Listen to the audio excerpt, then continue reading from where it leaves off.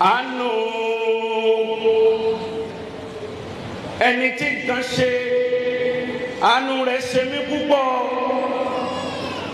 torí wípé níjọ́ tí ọkọ láya bá níjọ́ ń sọkọ láya tí wọ́n ń kọ́lé tí wọ́n ń bímọ ẹnìkan ò mọ̀ láàrin àwọn méjèèjì ẹni tí ó kọ́kọ́ lọ ṣáájú ẹnìkan ló wà.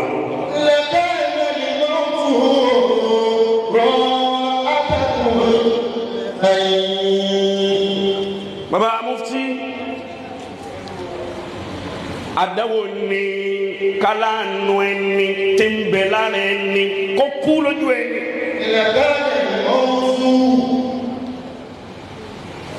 Òfò ni ẹ.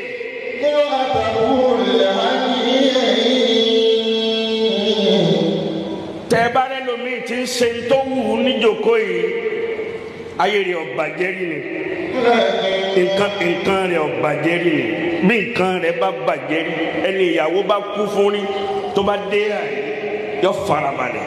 wọ́n lè wọ́n ìṣá nítìlá torí jìnnà. Bàbá ìmáàmù lẹ́pẹ́ nǹkan ẹyọ kan ló gbé mi wáyà yín lónìí. Láàárọ̀ yìí náà ni mo kú òní lọrin àmọ́ gbólóhùn kan tí ìyàwó rẹ̀ tó kú yìí tó ṣe fọ́kọ rẹ̀ yìí ni mo fẹ́ sọ.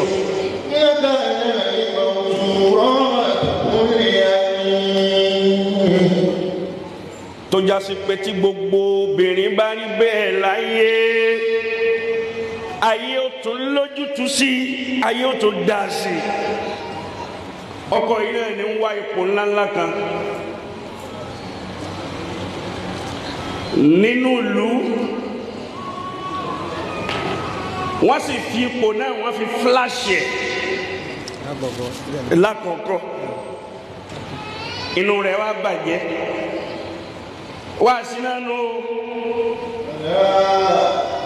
nígbà tínú rẹ̀ ò dùn ìyá wa tó lọ lẹ́yìn ìyàwó rẹ̀ ìyàwó alùbáríkà yìí ó wá nílé ọkọ mi má bànújẹ́ má sunkún ìfì kankan bẹ Ọlọ́run fún ọ nísìnyí tó bá jásí pé bẹ́ẹ̀ náà ní nǹkan náà rí láàrin èmi àti àtọ́lọ́hún nítorí sunkún sí òun ni Ọlọ́run sọ ọ́ di ìdùnnú fún ọ. àyà lẹ́sẹ̀ ní sáyẹn bá dáwọ́ àti. Baba Mufti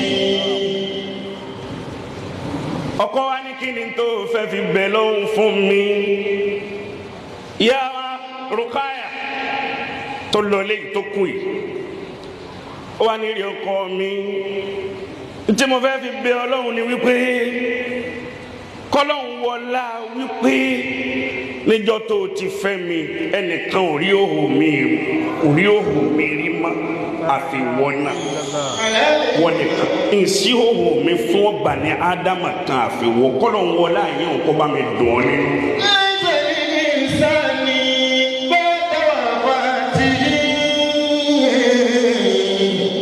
Kò sì ju ọ̀sẹ̀ kan sọ́sẹ̀ méjì lọ ẹni wọ́n tilẹ̀kùn oore fún àwọn tí wọ́n tilẹ̀kùn oore sì pé máa bọ̀ wá níta tí a ti sí fún ọ. tí wọ́n sẹ́yìn yóò máa sẹ́yìn bọ́ ìsàlò. sẹ́yìn wọn náà tó wá sí. bàbá yóò sí. kíru obìnrin bẹ́ẹ̀ wá kó lára ẹni kó kú. wọ́n ṣàbàyí yóò sí. sẹ́yìn pé iná ńlá ni iná burúkú ni àgbákò náà ni ọlọ́ni kan ló lè tutù náà. bàbá ṣàbàyí yóò sí. ó bàdà isti'aza wal basmala. anama aya kan mo fẹ́ ké Ibrahim ولنبلونكم بشيء من الخوف والجوع ونقص من الأموال والأنفس والثمرات وبشر الصابرين الذين إذا أصابتهم مصيبة قالوا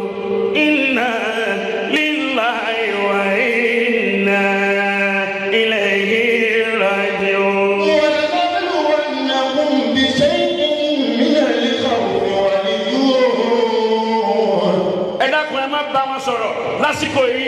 ونقص من الأموال والأنفس والثمرات Aji Ibrahim àdánwò lélẹ̀. وبشر الصابرين. Ọlọ́run lẹ́ni tèmi Ọlọ́run tí ń bá fi àdánwò mi kàn nínú àdánwò tí ń bẹ lọ́dọ̀ èmi Ọlọ́run bí irú eléyìí. من الخوف والجوع ونقص من الأموال والأنفس والثمرات. Èwo la rírí tá a bá nírú èwo lélẹ́yìí Ọlọ́run ọmọ dára ń bí Ọlọ́run ní àrà tó tún ju àrà lọ ń bẹ lọ́dọ̀ èmi Ọlọ́run tí ì máa dá. وبشر الصابرين الذين إذا أصابتهم مصيبة Àti rí i láyé náà ni ọkọ àtìyàwó wọ́n sì fò sálẹ̀ tí wọ́n sì kúnjọ kan. وبشر الصابرين. Àti rí i láyé náà ni àtọkọ àtìyàwó àtàwọn ọmọ fámìlì kan wọ́n sì kú tán yányánjọ́ kan náà. وبشر الصابرين الذين إذا أصابتهم Ẹ bá ń wí. مصيبة قالوا إنا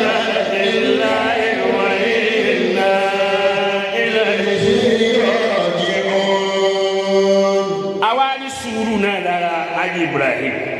الذين إذا أصابتهم مصيبة Sùúrù kan ojú eléyìí náà lọ. قالوا Ẹnìkan ò lè pààyàn kan ẹni Ọlọ́run bá pa lọ́lọ́run pa. إنا لله.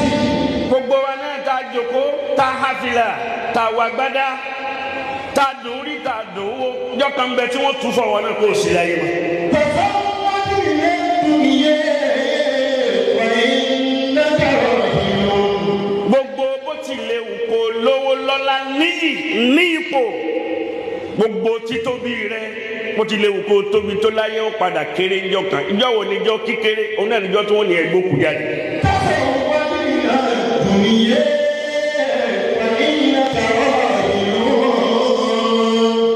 Ẹja tẹ̀lẹ̀ pẹ̀lẹ́pẹ̀lẹ́ ẹja rìn pẹ̀lẹ́pẹ̀lẹ́ ẹja ṣèṣe sí wa pẹ̀lẹ́pẹ̀lẹ́ gbogbo kòtà bá wà wọ́n wí wa ni ó ń bẹ̀ ń bẹ̀ lónìí ni tó bá dọ̀la ò ní sí ń bẹ̀ mọ́.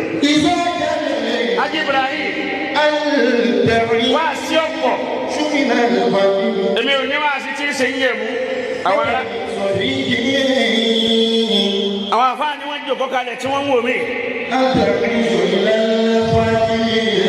Ìmọ̀ ń bẹ ńlẹ̀ tó ya nǹkan lọ́dọ̀ wọn níjẹ̀bú àfi kéèyàn ó sì tẹ́ pẹ̀lẹ́pẹ̀lẹ́ lọ́dọ̀ àwọn àgbàlagbà. Bàbá Mufti ẹ̀yin lẹ wí bẹ̀. Ọlọ́run wọn wọlé àjòkó lẹ́yìn náà. Alhaji awa Rukaya Ọlọ́run wọn bá wa kẹ́. Àwọn èèyàn sàmì dáadáa o.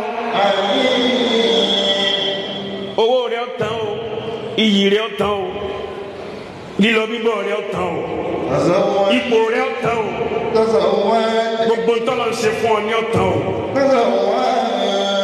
Kí ni òní tán níwà rẹ̀, ìrìn rẹ̀, ọ̀rọ̀ rẹ̀, ìwà rẹ̀ tí ìyá yìí tá à ń sọ̀rọ̀ rẹ̀ tó ní òkùnkùn òní kùnkùn nínú mọ́mọ́nú. Ǹjẹ́ n ti ń bẹ lọ́kàn rẹ̀ lónìí àti n ti ń bẹ lọ́wọ́ rẹ̀ lónìí ṣé tí kú bá dé sóbọ̀ lọ́hùn dáadáa. Wassalamu alaikum warahmatullahi.